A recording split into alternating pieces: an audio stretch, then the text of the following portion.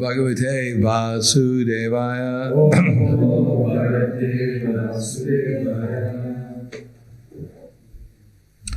Bhagavad Gita as it is, chapter 5, Karma Yoga Action in Krishna Consciousness, text number 14. Nadate kasitit papam. Oh, actually, the kartrivam the karmani. Lokasya sridhati prabhu. The karma phala samyogam. Svabhavastu pavartate. The kartrivam the karmani. Lokasya sridhati prabhu. The karma phala samyogam. Svabhavastu pavartate.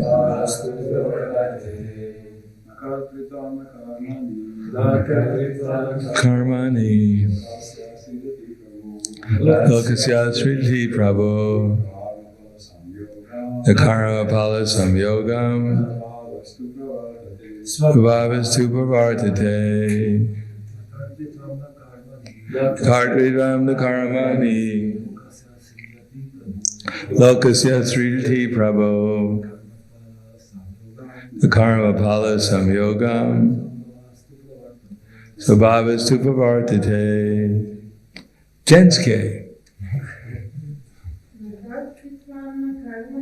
The karmani. Lokasya sridhati prabhu. The karma phala samyogam. Svabhavastu pavartate. Never. Kartridvam. Proprietorship. Nor. Karmani. Activities. Lokasya. Of the people. Sridhati. Creates. Prabhu. The master of the city of the body. Nor. Karma phala. With the results of activities. Samyogam. Connection. Svabhava. The modes of material nature. To. But. Pravartate. Act. Translation and purport by His Divine Grace, A.C. Bhaktivedanta Swami Srila Prabhupada. The embodied spirit, master of the city of his body, does not create activities, nor does he induce people to act, nor does he create the fruits of action. All this is enacted by the modes of material nature.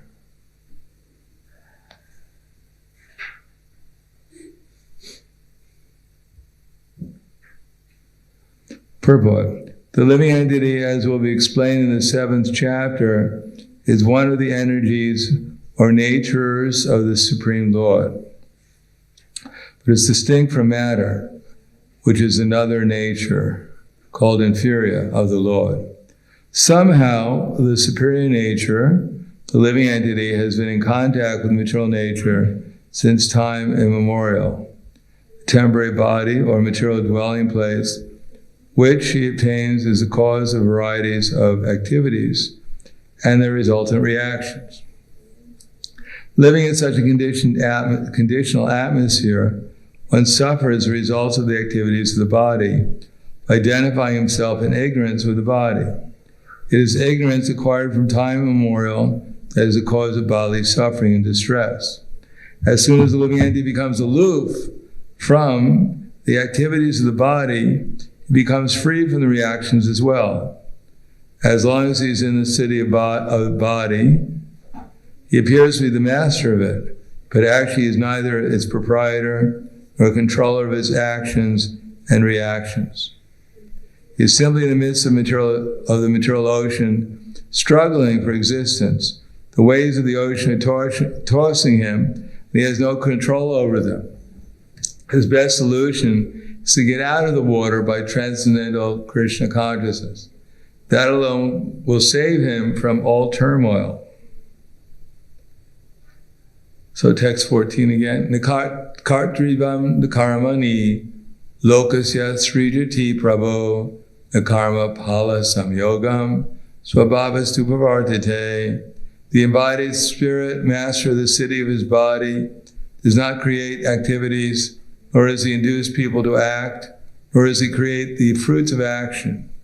All this is enacted by the modes of material nature. Namo Vishnu Viraya Krishna Prasthaya Bhutale Srimate Bhaktivedanta Swami Namane Namaste Saraswatam Deve Gauravani Pacharane Nirvishesha Srinivadi Paskadyade Satarne. Interesting to note that in the verse, Krishna says, calls the soul Prabhu, and it's translated as the master of the city of the body. Sridhati Prabhu. The Kartrivam, the Karmani, he's not the proprietor, nor is he creating activities, but he's considered the master of the city of the body. And in the purport, Prabhupada says, he is neither his proprietor nor the controller of his actions and reactions. So in what way is the soul the master of the city of the body?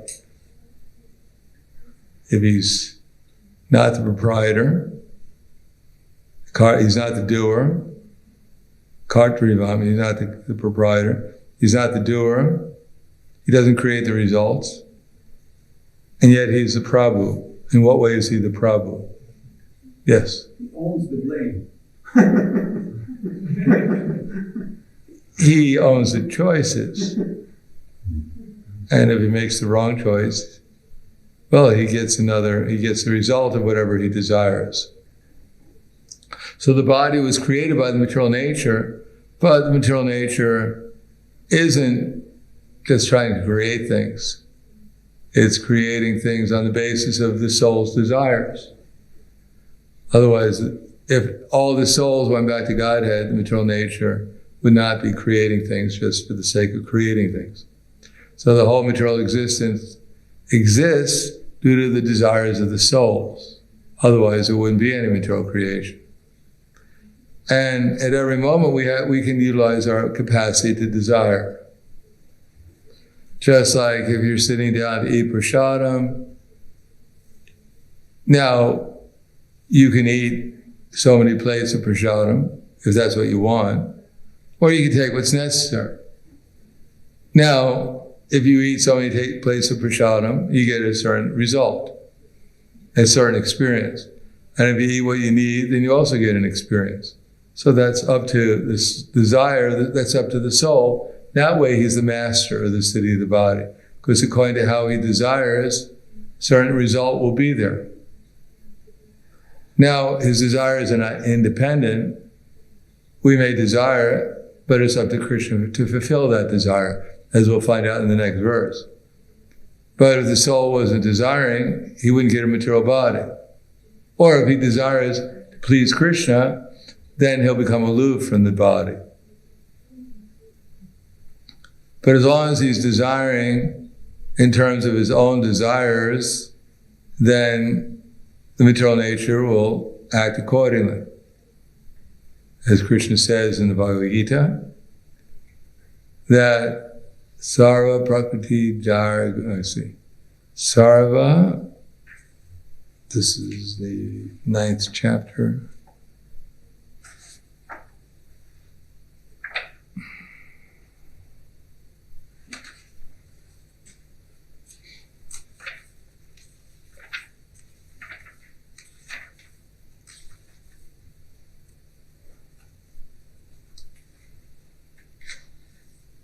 Is that the nice chapter?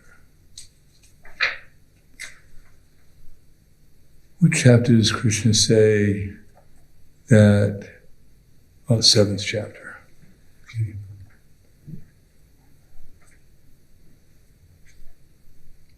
Maya dakshena prakritis.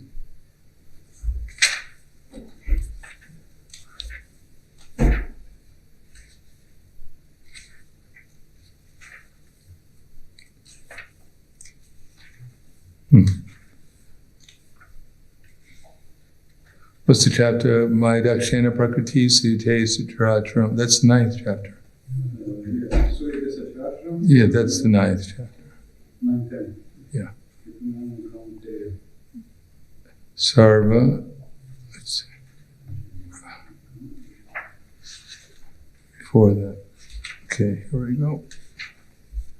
Sarva Bhutani Kundya Prakriti Yadi Mamikam Kalpashe Panaspatani Kalpado Vishrijamyaham.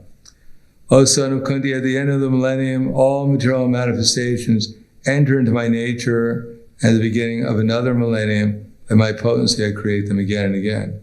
Prakritim swam avashtavya vishridami punak punak putagaramami mam krishnam avashyam prakritir vashat. Again and again, the whole cosmic order is under me. By my will, it is automatically manifested again and again. And by my will, it is annihilated at the end. The karmani, Nachama Tani Karmani, Nivanati Dharanjaya, Udasinad Varasinam Asakam Teshu Karmasu. All this work cannot bind me. I am ever detached, seated as though neutral. So in the material world, Krishna is completely neutral. Although under his direction, material nature is causing so many things, is manifesting so many things. But Krishna is not responsible for what the material nature is manifesting. Its soul, simply Krishna takes into account the desire of the soul and what he deserves, and then the soul is put into a certain circumstance. Now it appears to us that it's a continuous circumstance, that everything is just continuously going on, flowing, but actually it's snapshots going very quickly, like in a movie. That one film, one snapshot after another. So the material nature is one snapshot, big 3-dimensional, multi-dimensional snapshot, appearing one after another, appearing to be a flow, but it's actually sequences of snapshots, like in a movie. And there the soul has the opportunity to desire.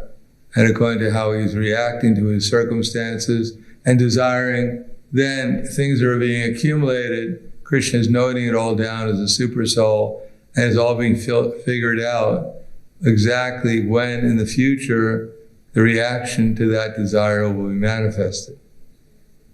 Just like bumblebees, they go out and they gather pollen from flowers. And they come back to the hive and they bring all the pollen together, and it makes honey. Now honey, the taste of the honey is depending upon what kind of flowers the bee or the bees got the pollen from. Similarly, according to our karma, we're collecting little bits of karma here and there, and they're being solidified into the honey of the reaction. And at a certain time we'll taste the reaction to all those different activities that we were doing and desires.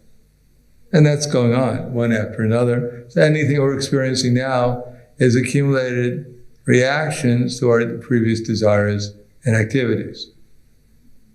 And we're tasting it in the form of a material experience. Now, therefore, Nikartrivam, we didn't create this body, in one sense, although by our desires, then we got put into this body, by desires and our karma. It's just like, if you have a certain amount of money, you can pay an architect to build a building from you. Now you didn't create the building, but you get the chance to go into the building and enjoy it. Someone else created the building for you. And it was according to how much money you had. So according to what we deserve, then we get the chance to inhabit a certain body. And then we get to enjoy it. But when your money runs out, you can't pay the bills, and they turn off the electricity, they turn off the gas, they turn off the water, and if you don't pay the mortgage, they kick you out of the house. So you paid for it, you built it, but eventually you probably have to leave it. Especially when you die, unless they bury you in the house. you have to leave. You have to leave the house. And even if they bury you in the house, then you have to go into another house. The soul still has to transmigrate. So we don't create the activities because we can't do anything. We're actually aloof from this whole material existence. But because we have consciousness, therefore we illuminate the whole body with consciousness, just like the sun illuminates everything in the daytime. Ita prakashya ekam kritsnam lokam imam ravi tata kshetra tata kshetram prakashya ekam kritsnam lokam imam ravi tata evas trivishtaram brahmasampadite tata. Just like the sun alone illuminates the entire universe with sunlight, so the soul, one within the body, illuminates the entire body with consciousness. So because we're not only a little tiny soul, but we have consciousness, so much consciousness that infinitesimal soul can actually inhabit the body of the biggest thing that I know of. Let's see, what was it? Timingal fish. Just imagine, little tiny soul, 1/10,000th the size of tip hair in size, and its consciousness can pervade the body of a Timingal fish, which takes blue whales, size of practically aircraft carriers, and swallows them like little fish. So the soul can be quite powerful. Or it can inhabit the body of a Indragopa germ, which is rather limited. In any case, the soul, when it gets put into a body, by his consciousness on the gross and subtle platform, he gets to enjoy it and identify with it, and believe that he's actually going through he's experiencing, but what he's experiencing is exactly the same kind of experience that one has in a dream. The experience is real, the dream is not real, in the sense the dream is only temporary. And what's actually going on is not what we think is going on. Therefore, it's a dream. We think we're going through the experience, but actually the experience was created for us, and we're going through that experience, like watching a movie. But this is a very dynamic movie. They're trying to make these movies, immersion movies, when you have 3D, and they even try to do smell and vibrations, whatever. But this is the most perfect virtual reality that you can ever imagine. Virtual reality on every single platform of existence, and even platforms of existence we can't even imagine. And all created by the material nature. So the material nature being Krishna's nature, Daiviyesha Gunamayi, Mama Maya Dharatya, Mameva Ye Prapadente, Mayam Etam Dharantite. Material nature consisting of the three modes, Krishna says, is difficult to overcome because it's Mama Maya, is my nature. And even when the cowherd boys entered into the jaw of Aghasura, Krishna was struck with wonder to see how his nature is working. Even Krishna is quite impressed by his nature. So what to speak of our insignificant little selves. And therefore, all these fantastic activities that are going on, or the unfantastic activities that are going on, still it's all being created by the material nature. And we're experiencing it.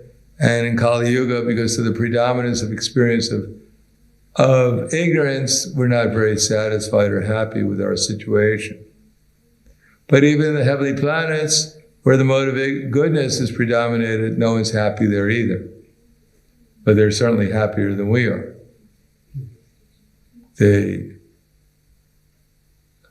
But here it explains some vision, and we should try to capture that vision. Bhagavad Gita is, like other books, It's not more or less trying to tell us about the future and so many different things. It's trying to give us a vision. It's not even telling us more or less how to avoid problems, although it does tell us that. Avoid getting attached to lust, anger, and greed, because that's where all the problems come from. But really what it's trying to do is give us a vision so we don't become attached to lust, anger, and greed. We don't become attached to material sense gratification. That we're not the doers of the activities, nor do we induce others to act, nor are we responsible for the results of activities. This will all be manifested by the modes of material nature, all according to our desire. So if we put our desire into Krishna consciousness, then everything auspicious for us will happen. And that means not material, but spiritual. That is spiritual auspiciousness. Means that automatically, whatever happens to this body, whether it be good or bad, whatever in between, we won't be much identified with.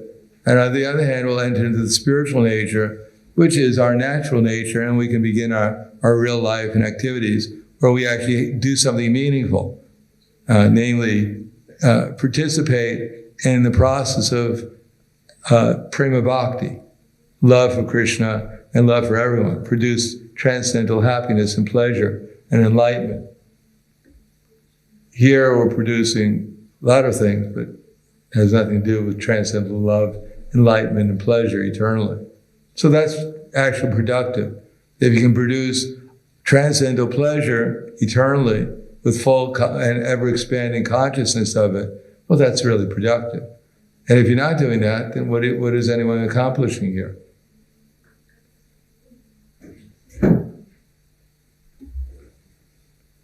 Can anyone say what anyone is really accomplishing? Eating, sleeping, mating, defending. Getting up in the morning, working hard to maintain the body,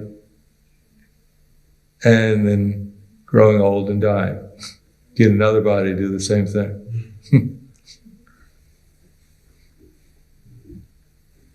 So I'll stop there. Thank you. Any questions or comments?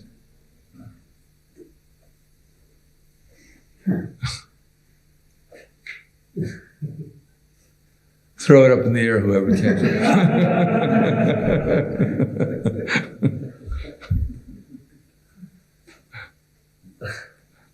Hare Krishna. Hare Krishna. In this verse, it says that the living entity does not induce others to act. Why did Krishna have to mention this separately, that one does not induce others to act?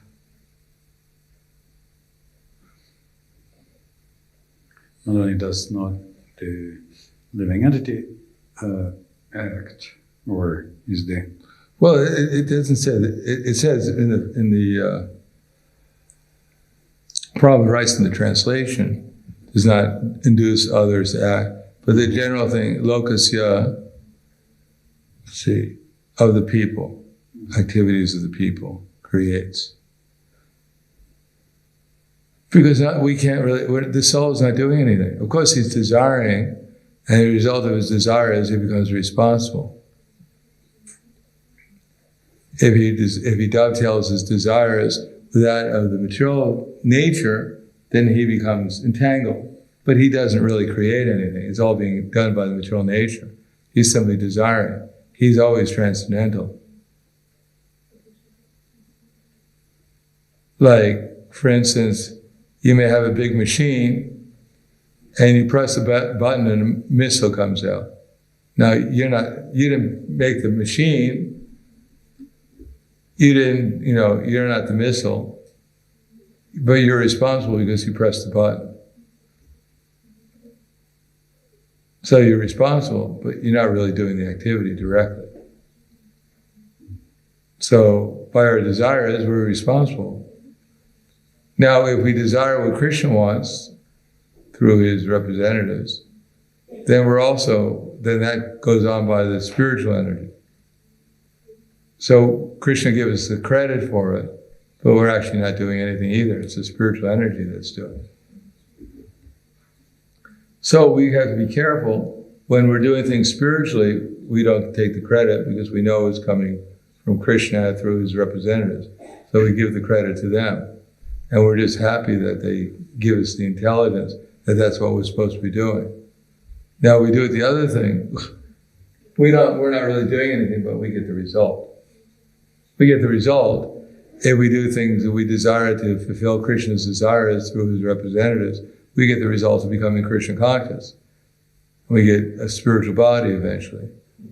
Our spiritual body manifests. And we get the result also, another material body, and we get put into another body. So in one sense, we get the result, but we're not the doers. Yes? What will be your understanding? Is a virus a living entity? Yeah, of course. We had a debate in the BBT many years ago. Well, if it's born, if it grows, if it reproduces, if it dwindles and dies, that means the soul must be there. No, I don't know that, what a virus does. Meaning it's not a separate, it can exist only by invading some other cell. Well, we're like that too. We're like that also. A lot of countries, that's the only way they exist.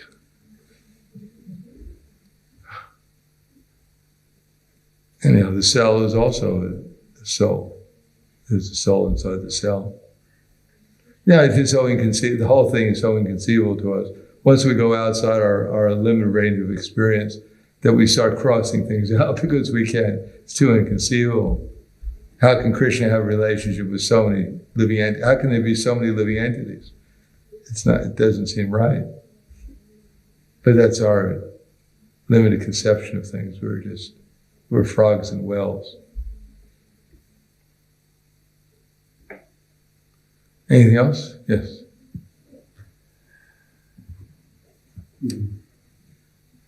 You mentioned that actually material energy follows our desires in creating things. So it had to have some beginning. I mean, we just cannot desire something out of nothing. So probably our first impressions are from spiritual world. And well, if you want to speculate, try to figure out something you can't understand, go ahead. I'll see you next week. That's why I'm asking if that's why Prabhupada said don't bother trying to figure it out, because we don't have the adhikari at this present moment. If Krishna is not giving you the intelligence, then we're not on the platform to understand it. It's like the example he used in the 5th canto, where Shukadeva Goswami is trying to describe someone who's trying to figure out the material universe. It's like an ant crawling on the ground on the 1st floor, trying to figure out what's going on the top of the Empire State Building. He just won't be able to do it, no matter what even someone knows, they try to give an explanation, you won't be able to figure it out, what they're talking about. It's beyond our capacity. You have to be on a different platform of experience to understand it. But there is possibility of getting the other card probably. Yeah, sure. If that's what your aim of life is to figure out, if you're drowning in the ocean, and someone comes along and tries to pick you up, say, wait a second, I'm here to figure out why I'm drowning. Come back when I figure it out. No, when you go back to the spiritual world, you understand, but it won't make any difference. Because it really makes no difference. Right now we're in the material universe. However we got here, we're still here. However we got into the ocean, you're drowning, it doesn't make any difference. The whole idea is get out. You can figure it out later. I was once driving with my Guru Maharaj, and he gave a list of questions, and he said, you can discuss those questions on your own, and after you finish, you wake me up. You went to sleep or something? I mean, he was saying that if you want to ask any of those questions, then I'm going to sleep, and after you finish, then wake me up. And that was one of them. Yeah, similar. Well, Yeah. how we came from the spiritual world. That was one of them. Well, you never left the spiritual world for your information. We're still in the spiritual world. We're just in the wrong part of it.